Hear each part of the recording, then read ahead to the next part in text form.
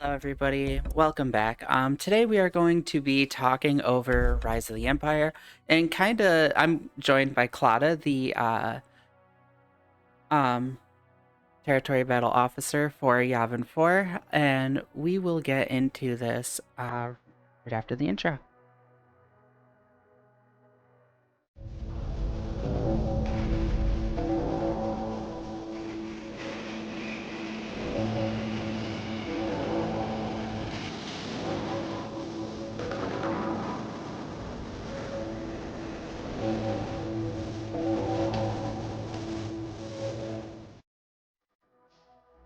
Okay, so we are joined by Clada from Yavin 4.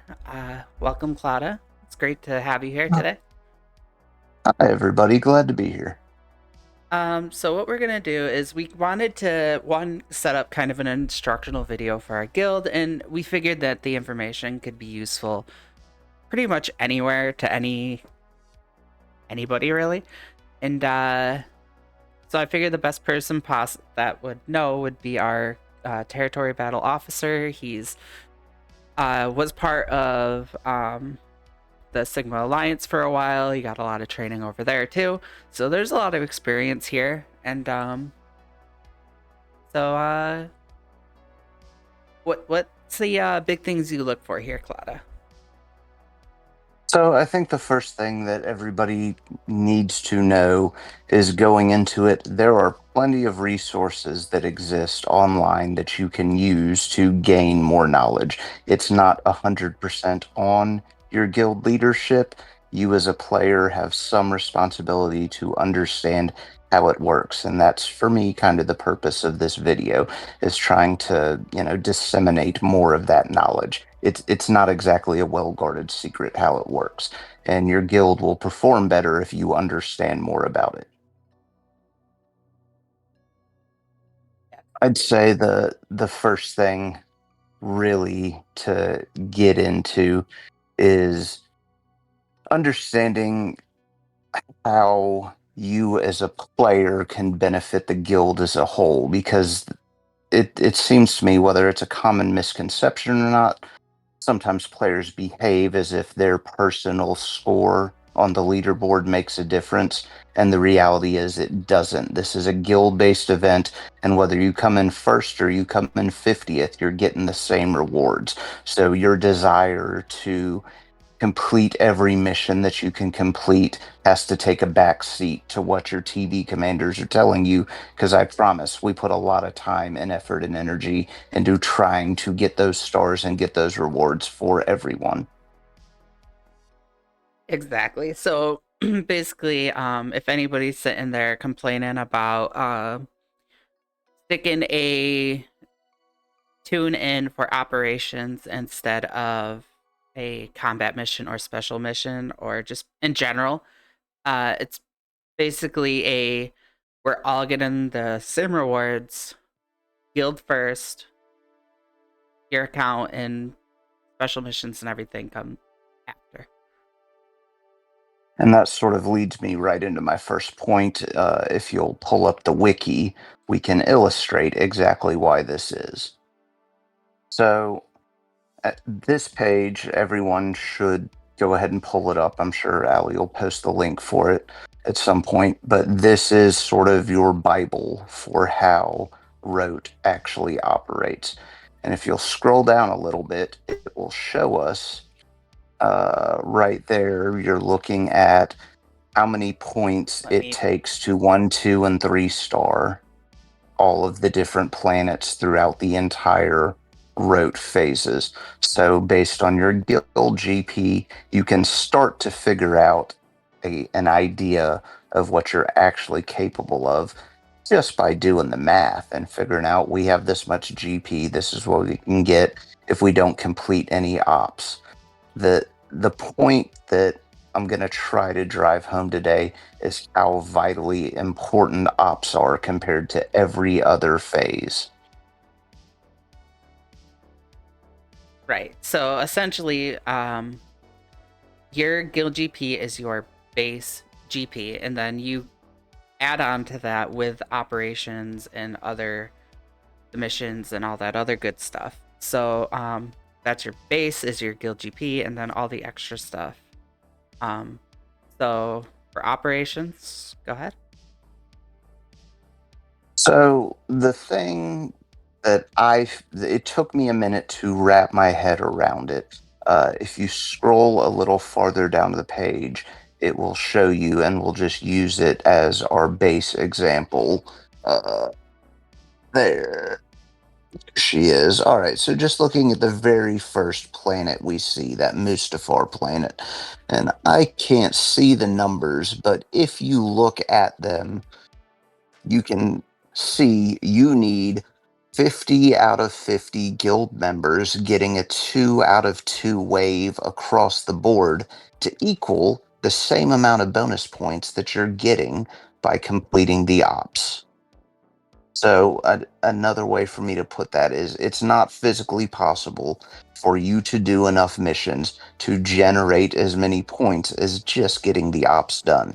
So I'm sorry if you had to donate your profundity or you had to donate your SLKR to get an ops complete, but the reality is this is how you progress, because this is essentially, even on planet one, that's 6 mid-game accounts that you're dropping in the planet for free, just by completing the ops.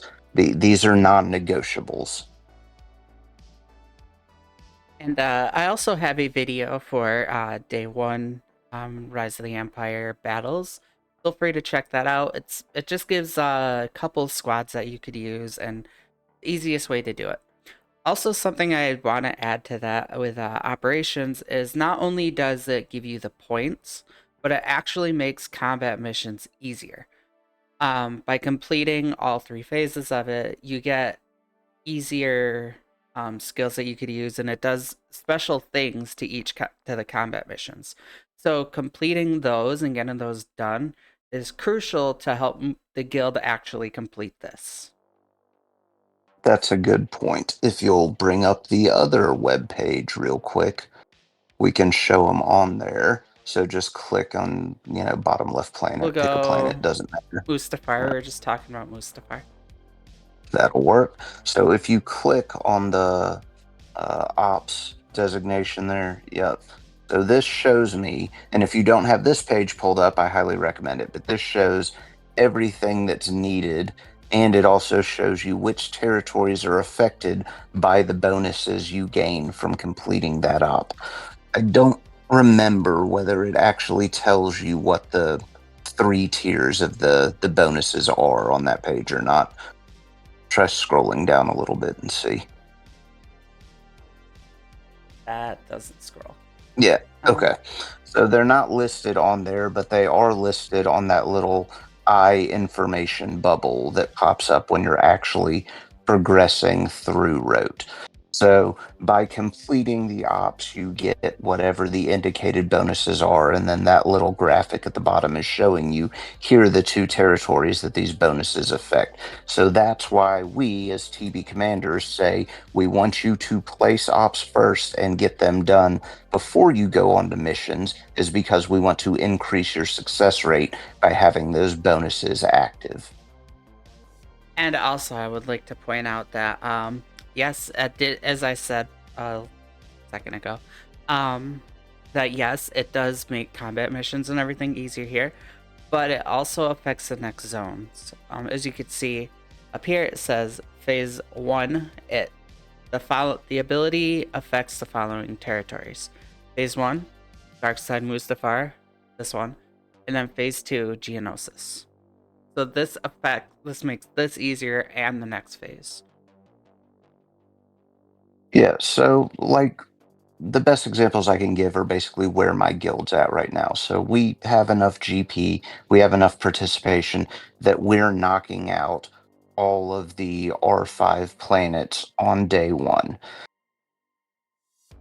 It's easy for me. Being a commander, I'm super happy because I don't have to worry about ops not getting filled and tunes being dropped and things of that nature. It's pretty much automatic at this point. Thanks for that, Allie. Of course, I have no issue helping out there. Yeah. So as you get farther into the days of doing it, it starts to snowball. So these bonuses that are active on day one and day two, well, now the ops that you're doing on day two are going to then progressively affect other areas. So the bonuses are going to continue to stack, making progressive missions easier and keep increasing your completed mission percentage and your completed mission points that you're donating. And this was pointed out to me. I've never done it because it's just the way I've always done rote, but you can deploy in a zone and then continue to use those tunes that you deployed. Is that correct? For your missions? Yes, as Can long you as deploy they're first and then okay. because the way it works is when you go to do a combat mission, it deploys first into that zone, and then it takes those tunes and pulls them into the mission. Which is Okay. why when you look at the order, for those that like, there's an order to what happens. It shows exactly who deployed what. It shows Aligal deployed this much GP, and then completed wave 1 or 2, or 2 or 2, or just deployed. So it's deploy and then combat mission. So if Okay, you so go I ahead get and sync all the in that last phase, actually, um, in our last Rise of the Empire, we were doing light and dark on the last day. So I just split up the GP. I put dark on dark side, light on the other, and then when it was all completed, I was able to go ahead and I knew all my dark side was over here, all the light side was over here, and I just could do what I needed to. okay, so you do the combat missions after you deploy. Not usually. Just that day I was in a hurry, so I was like, all right, I'm just gonna Okay. get this done. I don't want to worry about it. Okay, so for ease of explanation, my preferred way of doing it, and I think most people's in my role is place your ops, wait for the ops bonuses to kick in, then do all the missions you can, then deploy your leftover tunes into whatever territory is indicated as needing to get to 3 stars. I would also like to note that that last day, I'm also a officer in the guild as well. I am the education officer, and what I do with that is I tend to hold my GP for the end. So if we're say a couple thousand GP from 3 star, I'll just select the tunes that I need for it. Which again, this is another point Clada could touch up on later, but do not over deploy, because that GP could be used elsewhere. So I'll just select the tunes that like just hits it, and then move on to the next area. Yeah, not a whole lot to add to that. That was pretty good. Um, but yes, the game, as long as you haven't 3 starred, will absolutely allow you to deploy more than is needed. So if you need 2 million to hit that 3 star and you hit select all for 8 million and hit deploy, you've just wasted 6 million dropping them somewhere that the game's going to eat it, and it doesn't distinguish between it.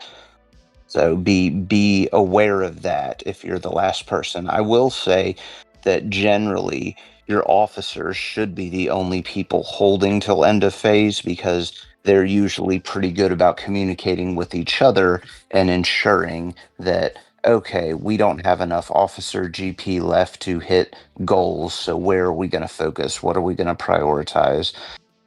Can we blow off this star to get this star because we know we're going to come up short one way or another? Like these are all things that are generally happening in the background that most people aren't aware of, but believe me, we're talking about it every day, every phase, with an hour to go. Yes, I can assure you that we are in chat all the time, especially during. We are a Rise of the Empire guild, and I can tell you we are in chat all the time during it. All right. So what do you think the next point should be? So again, we just to kind of I like to touch up on the channel just so that way people kind of, I know when I'm learning, I need to hear it a couple times. So just remember that ops comes first, and you definitely want to make sure that ops are done. It makes combat missions so much easier, and it helps out GP wise and star wise having that done, because the points you get for completing that is way more than a combat mission. So definitely, if again, as Clada pointed out, if you need an executor in an operation, sorry, that's way more points than a combat mission. I could tell you right now that the Leviathan that I use right here, which this at one is actually not 100%. I actually have a very low win rate on this, even just playing. That's 400,000 points compared to an operation. And if you lose it, you walk away with nothing. So this, I'd take the guaranteed points over potentially 0 to 400. The other thing that was browsing my original TB how-to guide that I typed up, that it just sort of popped in my head right then, was if you attempt a mission and you complete 0 waves, that's not a negative. Those points, that GP for that squad, still treated as deployed in that territory. So it's not like you lose anything for attempting the missions. So I'm always going to encourage people to try and do the missions, because you never know. Even if you only get through 1 wave, that's still 2 tunes worth of points that just magically appear in the total GP, because that's all we're really concerned about, is hitting that 3rd star. Do not, if we tell you, do not fill something, there's a reason. The reason is we're trying to make sure that we're not leaving points sitting on the bench. So if it's a preload, there's a reason that we don't want those ops filled on preload day. Or because then those ops bonuses eat up points that could have been GP donated by somebody. So when I look and I see, okay, today's preload on Mix Planet 2, but somebody's already gotten an ops bonus for that, well, then that bonus, 11.7 or whatever it is, that bonus just ate up 11.7 million worth of GP that somebody could have donated on a day that we're not trying to star the planet. That's why we tell you not to complete ops early. So, as a territory battle officer, here's a quick question for the people. Would you prefer a combat mission or a special over, let's say, the special mission that gives rewards? We got 3 rewards So here. for me personally, because my goal is to try and get us the most stars possible, I'm always going to say that I prefer the combat mission. But I would like to see more people focus on special mission teams that are dedicated to those, because at the end of the day, we're just trying to maximize the amount of rewards that the guild can get based on participation levels and overall, roster development of everyone playing. So my preference is always going to be generate the points that go towards the stars first, but don't completely ignore the special missions, especially when you get into the special planets. So unlocking a Zepho, unlocking a Mandalore, those give you special mission, or they give you special rewards that are, whatever, MK1 tokens, MK2 tokens, etc. But the real benefit from those special missions comes at the additional stars and the dedicated rewards that come out of those bonus zones. So Yavin is on the cusp of unlocking Zepho for the first time since I've joined the guild. Once we do that, that's a pretty decent amount of rewards you get from just getting through tier 1 of activities. I will say that that's where it gets tricky, is when you start unlocking these bonus zones, like Zepho and like Mandalore, there's a lot of overlap between those light side ops and the other ops you need to fill. So the goal with Zepho and Mandalore, since they're basically bonus planets, is you still need to maintain your original goals and original star count and try and fill these things with just overflow. For us specifically, anywhere from 70 to 100 million GP left sitting on the bench at the end of a phase because we've already hit the other goals. Well, that's what we're going to use to start filling these bonus planets up. But they operate in the same manner as the other planets. So even though they only award 1 star, once you've hit the tier 1 GP goal, if you don't get all the way to the 1 star, that's it, and it locks down. So you have to be aware of that. They still function the same as everywhere else, where it's a good idea to preload as much as you can and then pick a day to finish it off.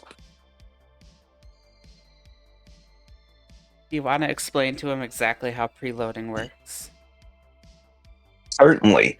So if you see a planet that's indicated as a preload, since I've been redoing ours for Zepho, we'll just use day 2 as an example. So for us, the way that I have been doing it before Zepho is we are capable of 3 starring dark side and mixed, and then we're preloading light side 2 on day 2. The reason for that initially had been so that we could do more attempts at the Zepho special mission to unlock Zepho. So my feeling on this may change later, but for now we're going to continue to just preload that uh, day 2 light side planet. The reason you want to preload is because you have more GP than your star requirements need for that day. So I know that with 0% mission completion, our guild is big enough to get all 6 stars on day 2 that I've tagged, but then there's, I think, close to 100 million left sitting on the bench with nothing to do.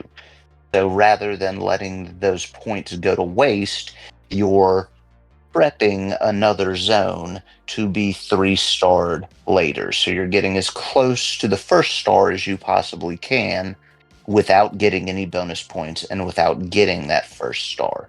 And that's the premise behind the preload, is because now those points that would have been wasted sitting on the bench, now they're doing some good. When the phase change reset rolls over, then you want to finish that preloaded zone off and move on to another one. And that's sort of the accepted progression for the way that every guild I've ever been in has done it, because it seems to be the most effective way to get this accomplished. Yeah, because all those points that you put into a planet, as long as you don't 1 star it, you could finish it the next day. So if you have those 100,000 points that you have left over, or 100 million, or just the million dumped into it, and that's extra towards the next day. So that's less that you have to put onto that planet, and then you can move on to the next one, and so on and so forth. And that just helps right there. Plus, all these tunes, if you fill them day 1, you want to try to leave like 13 out of, because each one of these zones have 6 sectors with 15 people each. So you kind of just want to have about 13 out of 15. So that way, the next day when it all resets, you have 13 of the 15 people there, and then you could just knock it out, move on, get the points that you need for that, and then go right ahead and finish all the missions. Side note, pro tip for that: the reason that I specifically leave ships out is because ships are the easiest thing to cover if somebody's unavailable because ships don't have a relic tier requirement. So anybody 7-star anything can fill that hole. So they're the easiest thing to recover from if somebody calls out sick, has a family emergency, forgets to deploy, whatever the reason may be. There's about a 95% chance one of your officers or one of your other players is sitting on that ship and will donate it to get the ops completed. So the way that I think about it and the way that I always do it is I indicate in the directions underneath the ops on the preload days, I indicate 13 out of 15 no ships unless assigned. The reason I do 13 out of 15 is because inevitably somebody is not paying attention, is going to ignore the directions, whatever. They're going to place something. So if you had 14 full, then that person got you that op completed early. You stand a better chance with two things left out that it's not going to get accidentally double tapped, get the bonus on the wrong day, yada, yada, yada. So going into our next Rise of the Empire with the potential of unlocking Zepho, how are you trying to handle that? Are you trying to push starring Zepho to day 3 or 4? So as the plan stands right now, we're gonna run the TB and operate the exact same way that we were doing to get to the unlocking Zepho point. So for us, Zepho will physically be available on day 4. And what I've discovered from digging into the tunes that we have available to place in ops, uh, it's not possible for us to one-shot Zepho. What I mean by that is even if I told everybody to prioritize Zepho and place all their op eligible tunes, we're still a couple short from being able to get 100% of the ops done in one go. So I've made the decision to spread Zepho out and make it a secondary matter over the course of all 3 days that it's available, 4, 5, and 6, because looking at what we had undeployed and still available to us, we have enough that we can, in theory, have Zepho 100% preloaded before we get into day 5 and then hit those bonuses for the ops and see how far into it we get. My gut, just recalling off the top of my head from the last one, as I recall, we had somewhere close to 100 million that we dumped into a zone on day 6 that we weren't ever going to star. So if I take, the 50 million from day 4, these are just throw off the top of my head examples. I don't have the exact numbers in front of me, but let's say I've got 50 or 60 million left over on day 4 and 50 or 60 million left over on day 5, then I'm sitting at my real close to, I think, the 140 that I can get before I hit that first reward tier on Zetho. So then you add the other 100 that we had left on day 6 plus the ops bonuses, and I think we're there. I don't want to jinx it, but I think we're there. I think I can make this work. All right. So for those that don't know how exactly Zepho and Mandalore work, if you look at the overall map here, you see this dotted line right here going up to this planet, and right over here going up to this planet. This is Mandalore, and this is Zepho. In order to get to these planets, which the earliest you could get to them is, again, this is maxing everything. The earliest anybody could get to it is day 3. Day 1, day 2, day 3 is Zepho, and the earliest that you could get to Mandalore is day 4. Again, as you heard Clada say, we're looking at day 4 for Zepho, and we're really close to hitting Mandalore too. So Mandalore could potentially be a day 6 thing, if we even get to that point. But when you get there, again, you still need the If ops we and get everything. Mandalore, it open on day 5. It'd be available for day 5 and day 6, but Um, so the special things about these planets are, where is that? In here. it's in there, but it's farther down. The important thing to know about them while she's looking for the graphic is the rewards. It's higher up than that. So your tier 1 and tier 2 rewards for both those bonus planets are Cairo materials. It's up in the description of the planets, so closer to the top. I want to say Zepho for hitting the first star rewards 20 of one. Keep going up. And hitting the second star, there it is, rewards 20 of the other. And then Mandalore rewards, I think, 40 of one, and then 40 to the other for the first two tiers of completion, because they're not stars. And then when you hit that third tier, you're getting the 1 star. So this is why everybody says that hitting Mandalore and Zepho is the answer to that Cairo crunch, because you're getting 50 of, if for Mandalore you're getting a whole set of Kairos. And in Zepho you're getting an additional Almost 20. a half. So if Yeah, you hit almost a half.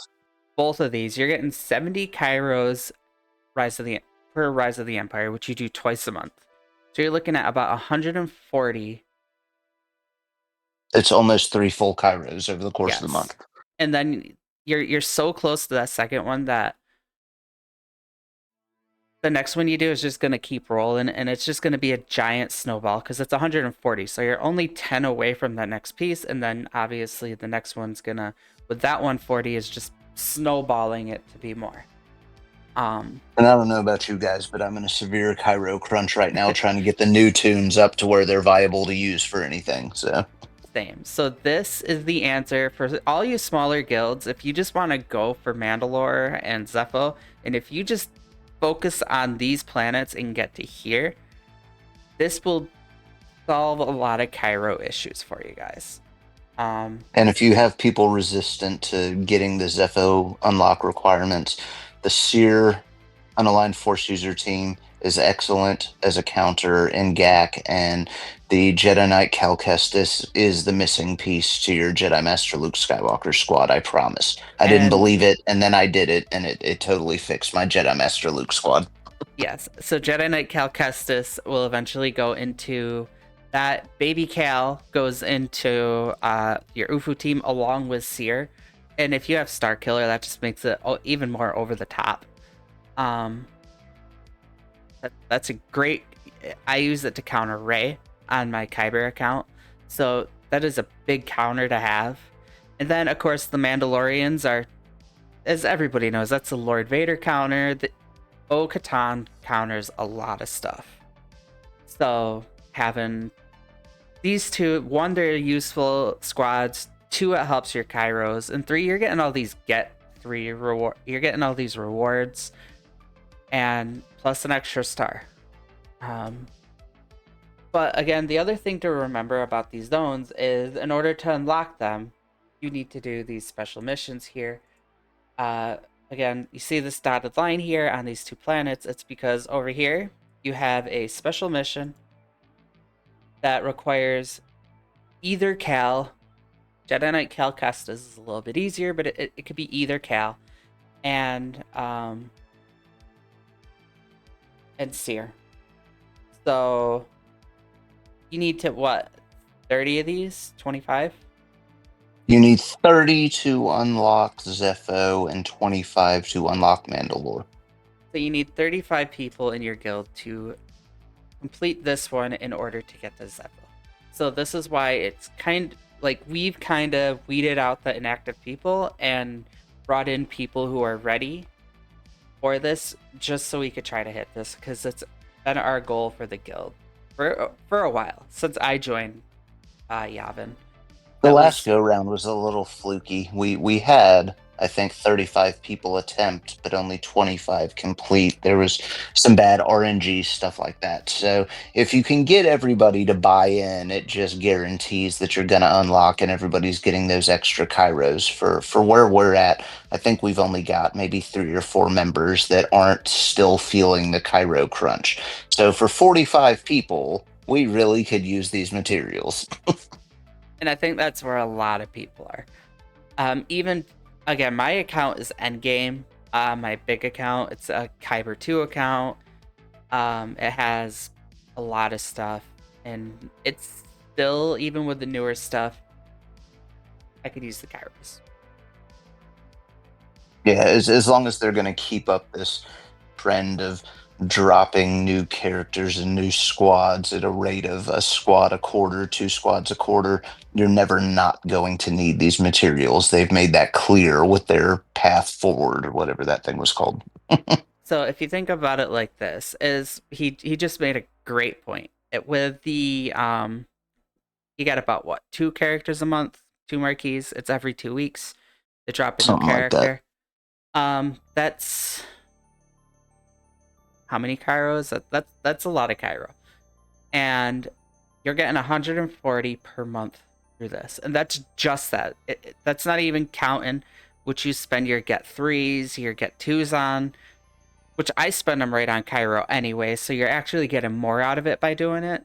But So running quick numbers off the top of my head, if you're in theory, and this is just ballpark numbers, but if you're getting the full 3 Kairos a month, you're only uh, behind by a month on getting characters through the or through the gear crunch and into relics because your average character is 3 Kairos ballpark. They've got, one at like gear 8 or 9, and then two at like gear 9 or 10. And then by the time you hit 11 going into 12, there's none, or there might be one. But getting 3 extra Kairos a month means that that one marquee character is potentially already at gear 12 with you not having to buy anything. exactly. So this is kind of a big like hit if you are need the, which who doesn't need the Kairos? This is the goal. And of course, obviously, Mandalore. Mandalore being the bigger Cairo goal because it gives off more Kairos for rewards. Again, it's 20 for Zepho, 50 for Mandalore.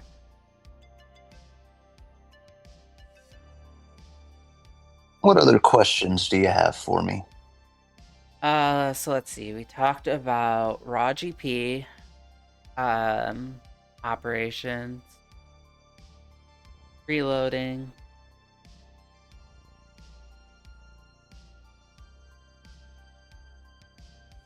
order of deployment,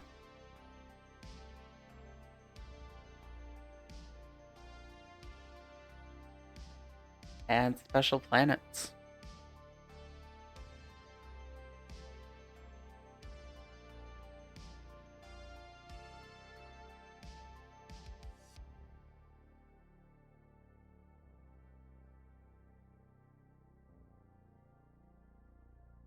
I think we've touched on all of the important points. What do you think? I think that about covers it all. Um, Quick wrap up. Let's see. Let's just kind of jog over everything. We'll see if we missed anything. So, a All quick right. wrap up. You always want to start with operations. Make sure it's not a preloaded planet. Do 13 out of 15 for operations because you don't want to fill it up. And then after that, you look at your combat missions and special missions, see what you have available. Remember that doing a combat mission does deploy it. So even do it getting 0 points, it's still deployed there. So it's something just from just putting the tunes into the planet. As well as the potential of 1 to 2 waves giving off points, or two out of 2 waves giving off more points. So that adds extra to the raw GP that your guild has, and then combat mission points and everything else on top of that is extra, as well as operations are extra points. So that's how you make up for those. And then after that, you gotta look to see if you're preloading or not, because if not, you kind of want to just dump where you can to try to complete that star. Close off at a certain point. Let the officers try to handle the end so you don't over deploy, because over deploying is totally a thing. Don't waste that GP.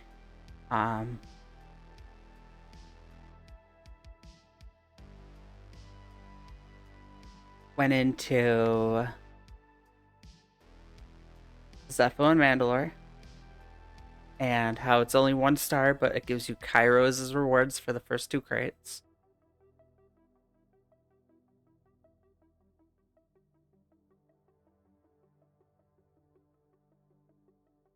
I think that's about everything. All right. So then, as a final note, I didn't discuss this with you, but if you will pull up Hot Utils,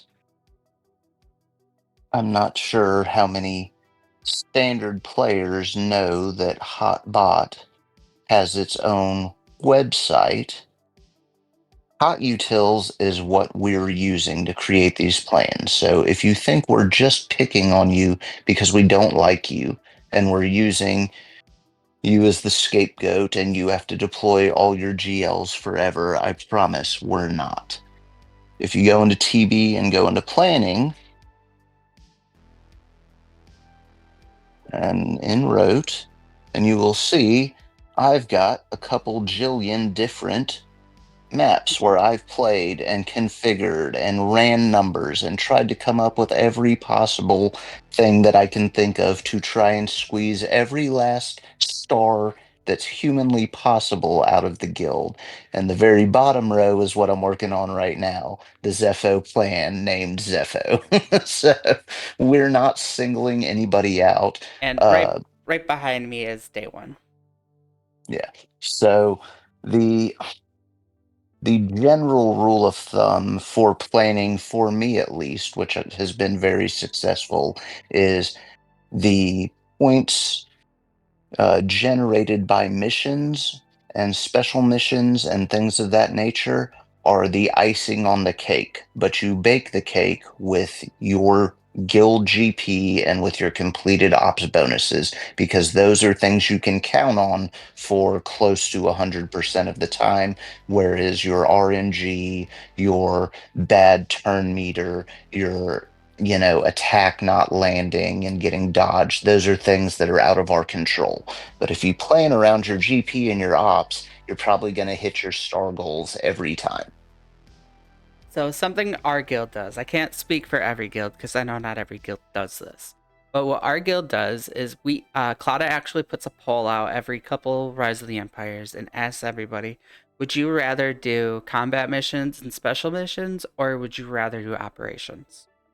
Um I intentionally tailor our plan to the members of our guild and how they want to play so that I can get more buy-in and more participation. So if you're somebody that phase change comes right before you go to bed and you know you're going to be asleep, or it happens right at 8 a.m., the beginning of your workday, and you know you're not going to have time to get to anything, yada, yada, yada. I've made sure to ask all my players, do you want to be somebody that does missions or do you not? Okay, if you're not going to do missions, can you deploy in the first 8 hours so that in the first third of a phase, I can pretty much guarantee that all the ops are done. So then we still have 15 hours to complete missions and deploy. The idea being by hour 23, everybody should be done except for officers. That's the dream, is that everybody gets everything done by 22 hours and 59 minutes so that it's just the officers worrying about the next day for that last hour because we're all talking from roughly 4 hours before end of phase until phase change. And a point to that is as you can see on my little account, I can't do a lot of the combat missions. So I didn't put it in the poll because I have two accounts in there. I messaged Clada and I was like, hey, on the big account, I have no issue doing combat missions at all. Um, use them if you need to, but I would prefer to prioritize combat missions over um, ops for that account. And then on my little account is to even it all out, ops for that one, and then whatever I could get out of it, I'll try my hardest to get what I could out of it.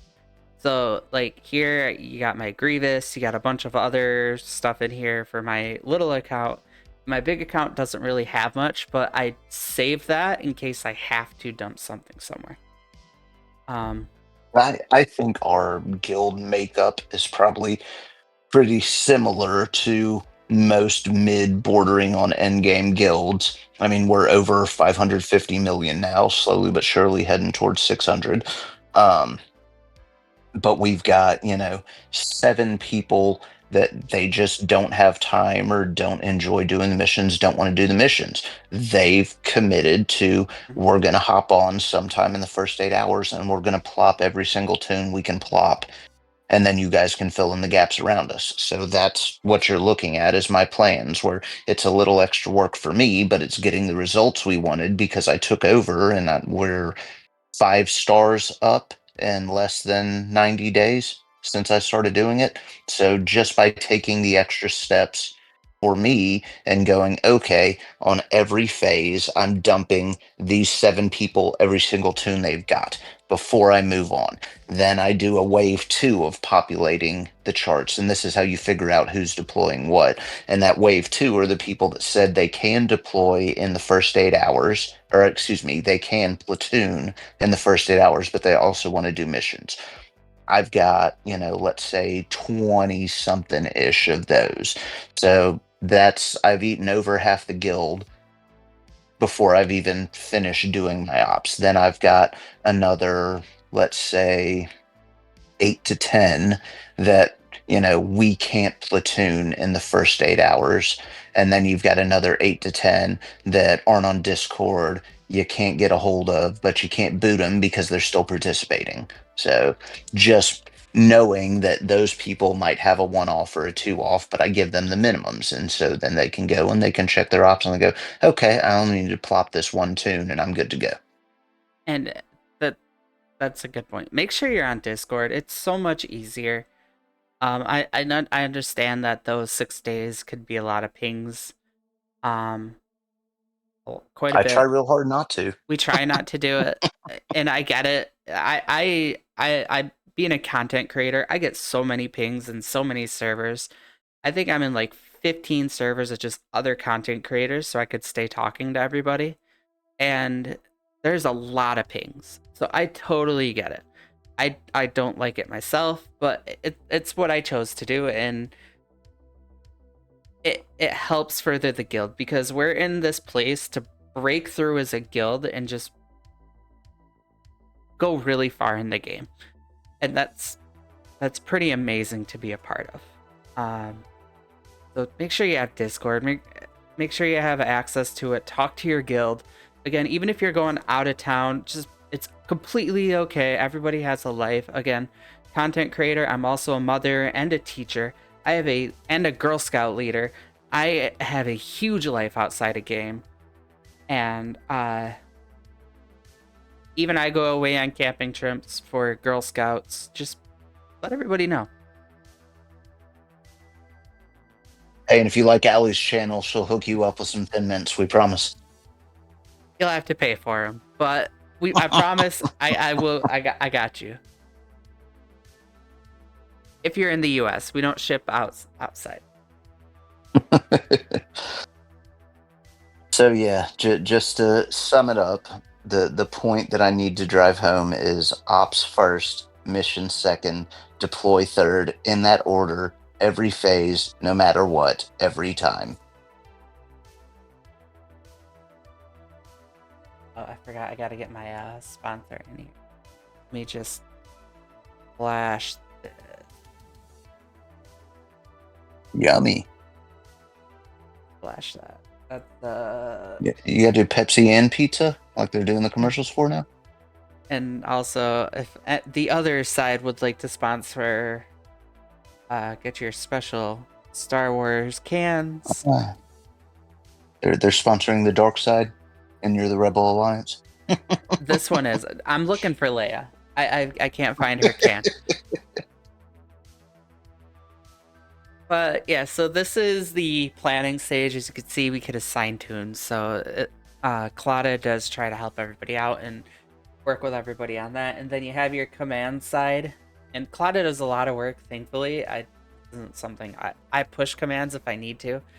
But as you could see, day one, we could stop at whatever we need to do. I'm Well, not if we're gonna. going to make this a full blown TB Hot Utils video, I'll just go ahead and explain it all. Okay. Okay, so there's another website, and I forgot to send Allie the link, but there's actually it's that interactive map. Go back to the interactive map. Where is the map on here? Planning? Not on there. No, no, no. Stay in where you were on there in the command center on the web page. The one we were using to show the planets on the web page. Yep, that guy. So click on any of them. Yeah. Not him. A mission. All I've done for my instructions is I've pulled these preferred teams and I just put the general lead so people are pointed in the right direction. That's where my commands are generated from. These are teams that were proven to work by players with a higher GP than me in Rote version 1.0, and they continue to test and update the map as necessary. But so that's what Command Center is, and I highly encourage other guilds to start doing it this way because I'm a little surprised at how many don't. But if you were to actually look at my TB map, you can go back to the Command Center.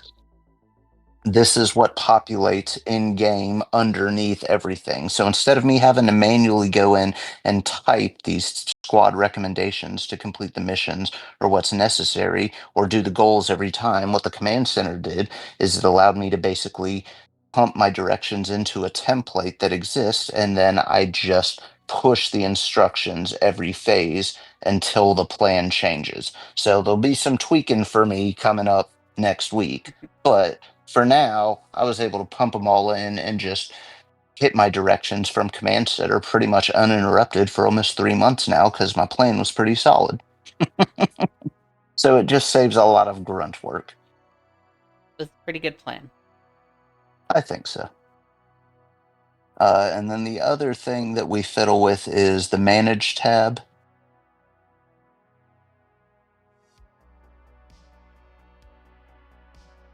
We'll wait for him to load. This is always one of the longest to load because it actually does import your TB data. But for the purposes of this, just go ahead and click the X up top next to the first tab. Yep, that one right there. Yep. This is how you formulate your plan. So, me knowing, let's just pick round one because it's easiest.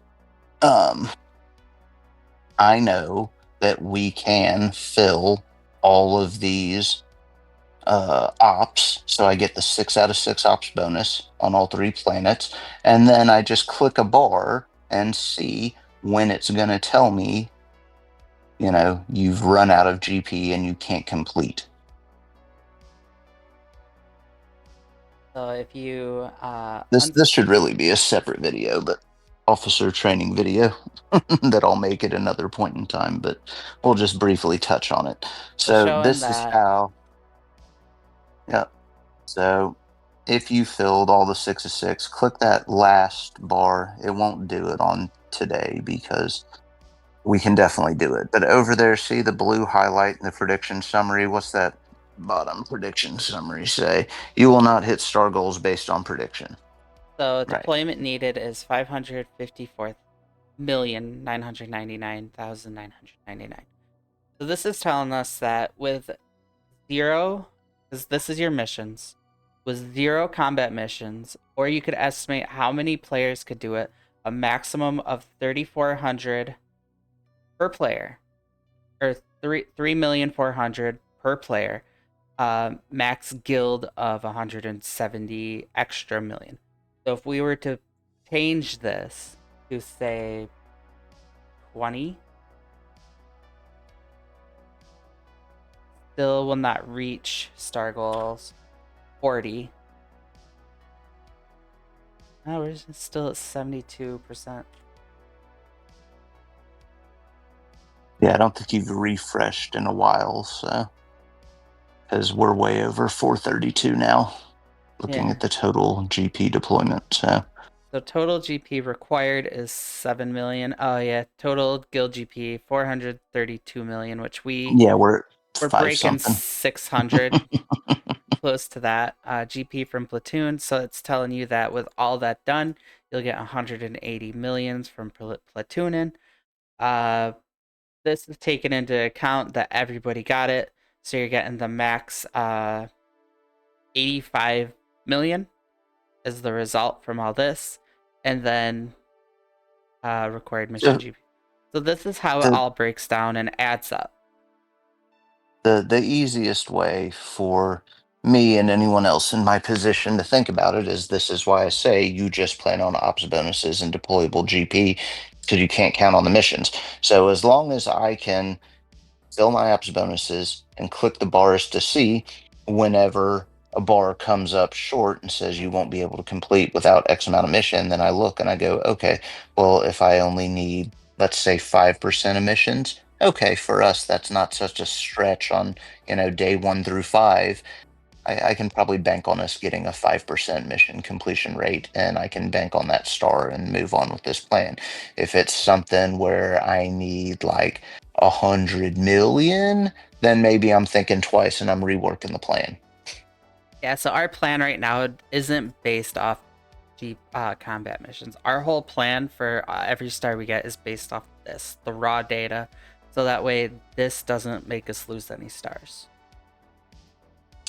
Missions are too unreliable to successfully count on. Now, if you're stretching and you're trying to get that last star and you're sitting at 24 and you're going for 25 and it's telling you, you need a 15% completion, well, then maybe you're already in that realm based on cumulative completion from the days before. So maybe you have more GP that actually got preloaded that this isn't aware of. But I would not use missions as a determining factor when you get above needing, let's say 25, 30 million. Once you need above that, you need to be a little bit more sure because 30 million in a mid-sized guild is made up by 3 players. That's not such a huge deal. But if you're a 400 million guild, as you can see, it's not really realistic. All right, but we are approaching an hour on this video, so Yeah, this is way too long. I do kind of want to end that here. If again, comment down below if you'd like more in depth on hot utils. I could totally get together with Clada and do another video on hot utils alone. Um, but again, that's kind of everything in a quick nutshell. I mean, not a quick nutshell, but thank you, Clada, for joining us today. And My pleasure. always remember that rebellions are built on hope.